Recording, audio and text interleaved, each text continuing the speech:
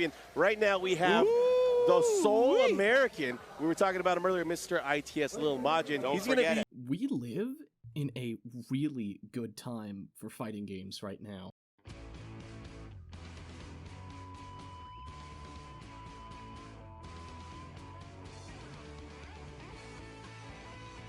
Back then, a game would release that would just be it. There would be no balance patch, no later DLC, maybe another version would accomplish both, but outside of a scant few examples like Street Fighter 2 through 4, games used to just release at one point and be done. Early competitive games like Street Fighter 2 had their own fair share of broken mechanics and mainly characters that never really got patched after they're released. One of the most infamous of examples goes by the name of Akuma. It took a collective agreement from players to permanently ban him from any competitive play, period. However, we don't live in 1991. Games get patched regularly, with DLC allowing for new characters, entire new versions, and hell, patches that can fix broken characters. Well, how does this tie into character complexity? I think what's important to first understand is how complexity can relate to a character's strengths.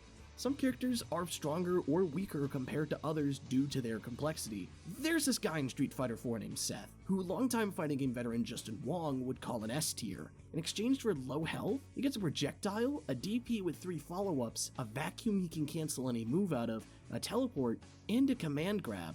Not even mentioning his legs, which can send you full screen and let Seth play defensively and start pressure again. He has a lot of options and a lot of inputs, thus making him complex, and his amount of options makes him a high tier. Inversely, there are characters like Lei Wulong. Lei is a hyper extreme of the stance character archetype, having a staggering 13 stances that can be used in combat, each with at least 2 buttons for attacks and having unique properties like dodging lows or parrying attacks, give Lei a variety of options, and a move list well into the 100s. However, he's not placed very highly, being ranked by most in the lower tiers like C, F, and even bottom 10.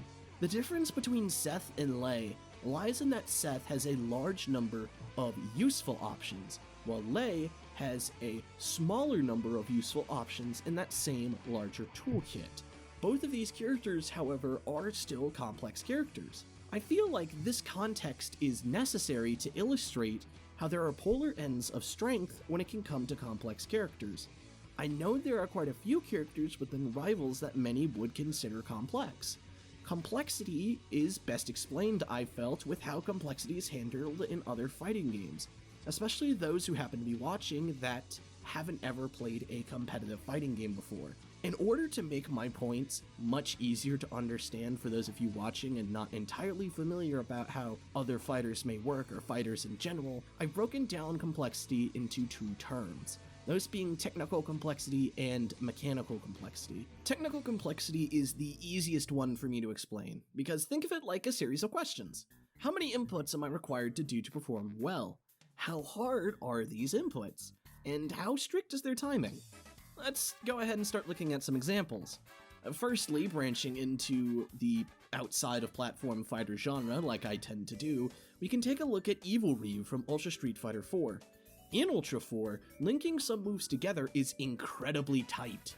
With no real buffer window, usually it takes 3 frames to input a button for a link. Yet some characters, like Evil Ryu, have beneficial 1-frame links, some of these links without any real way to buffer them.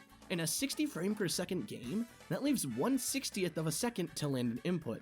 That restriction, however, didn't stop players like Sako and Daigo Umehara from putting in the hours in the lab to master him, and their domination of Ultra Street Fighter 4 is evident of the rewards they gained for their efforts. Platform fighters actually have a lot of characters that can be viewed as technically complex. I could argue that any character from Melee at a high level is a technically complex character due to the techniques like wave dashing required to perform well at that level.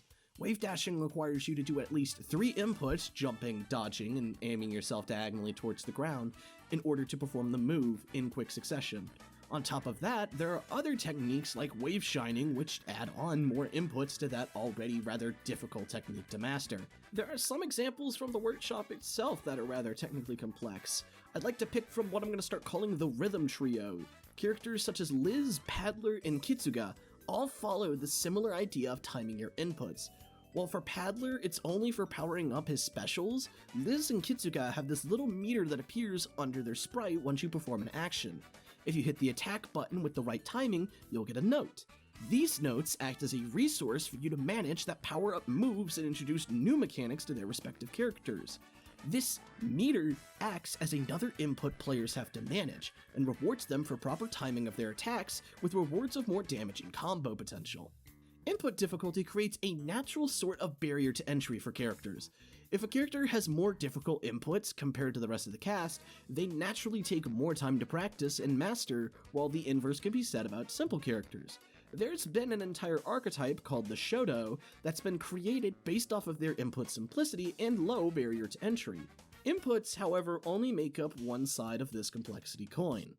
Complicated mechanics are rather difficult to wrap your head around. What mechanics count as complex? After all, complexity is based on perspective. The easiest quote-unquote complex mechanic I could think of are character-specific meters. Meters tack on a layer of complexity as they indicate either a resource or cooldown to manage. Naturally, if your eyes are glued to a meter, you aren't paying attention to the fight you're supposed to be winning.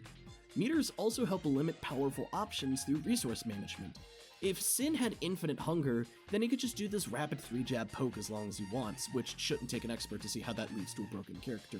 Meters also serve to put a time limit on powerful transformations or states that a character might have, the most infamous being the Dragon Install from Soul Bad Guy in Guilty Gear, a powerful state that has a severe time limit of your health bar. The next tier up from meters would probably be stances. As stated before, stances add complexity due to the increased number of inputs that need to be memorized. However, they also increase complexity by having unique stance-based attributes, like how Lei stances all do something unique, or by how Gen stances change his playstyle mid-match. I'd like to make apparent real quick the difference between a stance and a state. States are stances where new moves become available, however, the difference between a stance and a state is that a stance should theoretically change how a character is played. A state would simply include a buff or new moves that don't fall out of that usual playstyle. Then, on top of that, are character-specific mechanics. These are mechanics like Marth's Tipper or Order Soul's Meter Charge. These systems are designed for the character around the systems of the game. They serve to add a certain uniqueness to the character, separating them from others of their archetype. Like how Marth, Lucina, and Roy all have the same moveset but have different sweet spots for higher damage. There is no more infamous example for mechanical complexity in the workshop than R00. This weird kangaroo Roomba thing has a weird momentum-based moveset that's supplemented with a side special, which recharges the cooldown on their momentum-based moves and doubles as a combo starter. This diversity away from standard mechanics creates a layer of unfamiliarity and acts as a layer of complexity that the player has to work around, which is common for fighting games to do. And there's setups with side and down special reward proper comprehension of their applications. These types of characters, which abuse the unfamiliar mechanics they have within their own systems, contrary to the game, require mastery of said mechanics, but can thrive on the unfamiliarity other characters have in the matchup knowledge, and trying to work around these unfamiliar and strange systems. One of the flaws that comes with trying to make a character is trying to confine your ideas down to a single refined concept.